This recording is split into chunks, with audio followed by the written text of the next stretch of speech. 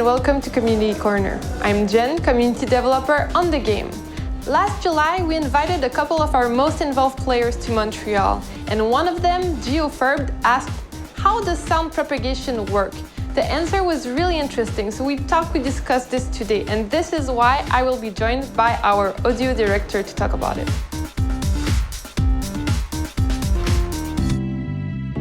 All right, well, hi LP, thanks for joining me today.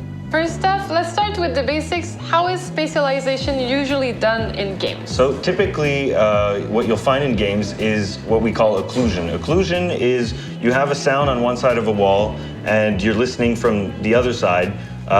You'll get a direct path to that sound, but it'll be filtered, so you won't hear all the frequencies, as if you were right in front of a very thin wall in real life. So that would be a direct path? Yeah, that would be a direct path. But then in our game, what happens? We wanted to inspire ourselves even more on what real life would do. So having two doors open right here, what we're gonna do with sound is we're gonna send that sound over to this first opening, snap it to there, then the algorithm is going to look for the closest next point to this listener. So it's going to go through here and connect to this wall and back down to the player.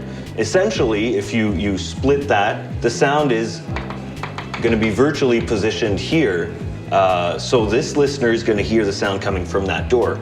The closer he gets to the door, the more the path is going to come down to the actual position of the listener. So let's say, of the emitter. So let's say the listener comes up to here, well, he's gonna hear the sound coming from the corridor, and it'll come back down until he gets to here where he gets a direct path and has the real position of the source. So we can basically follow the sound he hears to the source. Exactly.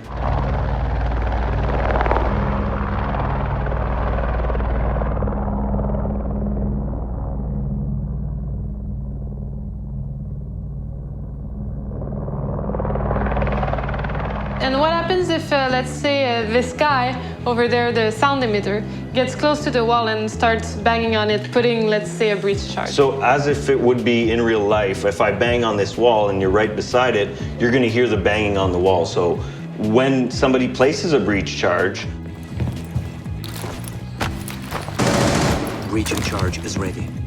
We have a contact sound that plays on the other side of the wall, which is basically a muffled version of that sound, just like occlusion would. Okay, so you need the direct contact sound to make sound come up from the other side. Exactly. So this is what happens when rooms are next to each other, but what happens if they're on top of each other? So something very particular about verticality is that, you know, when you're in a house and you hear somebody walking over you, it's actually the contact sound I was talking to you about. But instead of hitting on a wall, you're hitting on the floor. So in this case, in a certain vicinity from, you know, hearing, you're going to hear these muffled footsteps. As soon as they get out of that type of sphere, you're going to hear the normal propagation. So you're going to hear the direct sound coming from those stairs. So you're going to know that if you follow that path, you're going to get to him.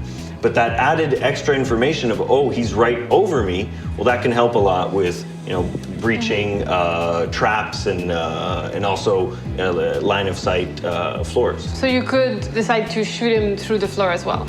Yeah. And then what happens once we introduce destruction? As we use destruction as line of sights, you can use destruction as line of sounds if you want. So let's say you want to make sure you hear somebody coming from that direction, take a shotgun, blow a hole in the wall, and that sound is going to come from that hole if it's the shortest way to hear the sound.